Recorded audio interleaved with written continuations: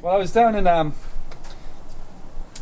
in Edinburgh recently, and I was going through like I don't know, it was some sort of program on it. I was reading a book, and there was a book about Burke and Hare. Anyone hear of Burke and Hare, the famous murderers from Ireland? They lived in Edinburgh. There was a nursery rhyme that in Edinburgh that's still it's kind of rare now, but it was a huge thing for a long time. And the nursery rhyme was, "Up the close and down the stairs, back and forth with Burke and Hare.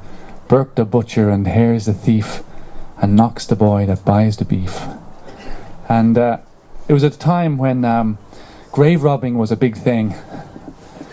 And Burke and Hare, well, Burke and Hare never really grave robbed as such, but like to give a tiny bit of history, there was like a huge boom on cadavers because a lot of the surgeons were dissecting. It was a big thing to dissect people, dead people. And so no, not live like people. And so what they would do would be they'd grave rob, and so the forces set up armed guards around grave sites, graveyards. Now, but if you were caught with a body and it was naked, it wasn't stealing as such, because it's a body, you can't steal a body. But if it was clothed, then you were stealing property, and therefore the book was thrown at you. So what they would do is they would grab a newly dug body, like they would bribe the person that dug the grave, and they would tell him where the new body is, and then he would come in the middle of the night and take it up. And but Burke and Hare were from north of Ireland, and they were navigators. They were canal diggers, but they quickly got into the idea that, well, we don't have to actually do that work. All we have to do is murder people and then send them to the surgeons and they dissect them. So, but they were too lazy to cover up their tracks. What they did was they just killed their neighbours. They would get them drunk, and then what they would do, one guy would sit on the person and then the other person would strangle him. And it became they were so famous that Dickens wrote about it in the Pickwick Papers. To burke somebody meant to strangle them like that, and he burked them. And so anyway, so they eventually got caught after about 19 or 20 victims, and the nicer the body, the more you would get for it, the more unblemished. In fact, there was a woman called Mary Patterson that they killed, who was meant to be the greatest beauty around Edinburgh in their area. And Knox, the surgeon who they sold it to, kept her in a jar for a year, and would keep her there, like kept a huge jar and full of alcohol. And yes, and when he finally dissected her, he sold the alcohol to the nearest pub. I know. It's near Halloween, folks. Come on,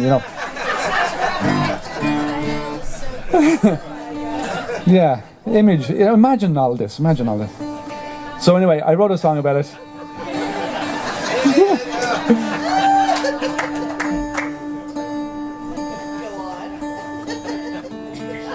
And if you remember that the chorus is the nursery rhyme.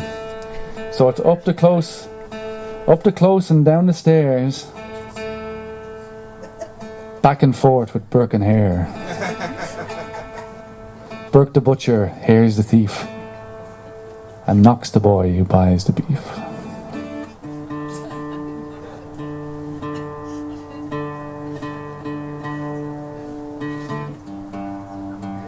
What instrument is that? It's you could look at it several different ways. You could say it's a bouzouki with a guitar body, which would be in between a guitar and a bouzouki, which means it would be a bazaar. Or you could say it's a tenor guitar with double strings, or an octave mandolin. So you could, so it's basically that. So both of these instruments are made by it's a wonderful maker called Kevin Meaderman up in North Dakota, and he does this during the day, and then he kind of does a side trade of reconstructive surgery. He's actually a reconstructive surgeon, and he does this as a hobby. So, bastard. So Yeah, and he's a great finger stylist too, and a really lovely songwriter. You know, he's one of these people. You know, in fact, his whole family are like that. You know, his wife is a great tapestry maker. His kids all do these amazing things. You know, all because they don't watch TV. So I think that's a lesson. And of course, they live in the middle of nowhere in North Dakota. Okay, exactly.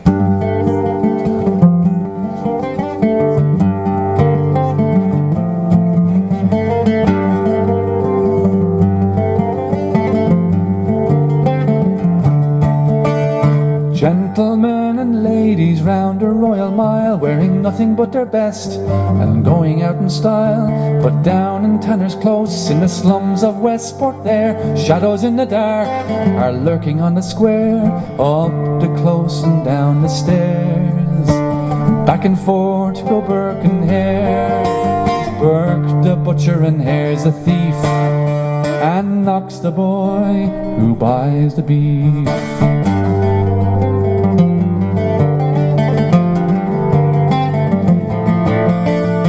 In the dead of night we tramp the streets all round and look for some poor soul, our victim to be found. And then we'll bring him back to our humble abode, show him how a proper welcome is bestowed.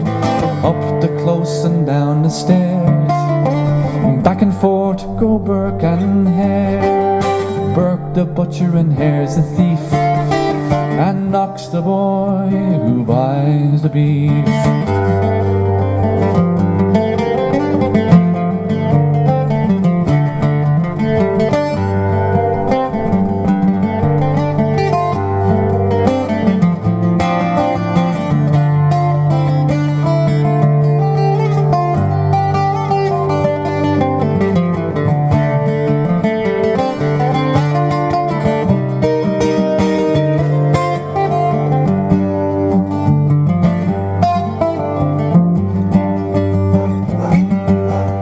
In the bar we drink from morning until late, and when the money's gone we'll plan somebody's fate. Be it Mary Patterson, Daft, Jamie or Janet Brown, we'll get them liquored up and then we'll lay them down. Up the close and down the stairs, back and forth go Burke and Hare. Burke the butcher and Hare's a thief, and Knox the boy who buys the beef. And when the deed is done, it's in the box we'll stow to Knox and Surgeon Square, get our cash and go. And then he will proceed with doctors all around to lay them on a slab and then get knuckled down. Up the close and down the stairs, back and forth go Burke and Hare. Burke the butcher and Hare's a thief, and Knox the boy who buys the beef. Up the close and down the stairs, back and forth go Burke and Hare. Burke the butcher and Hare's a thief, and Knox the boy who buys the beef.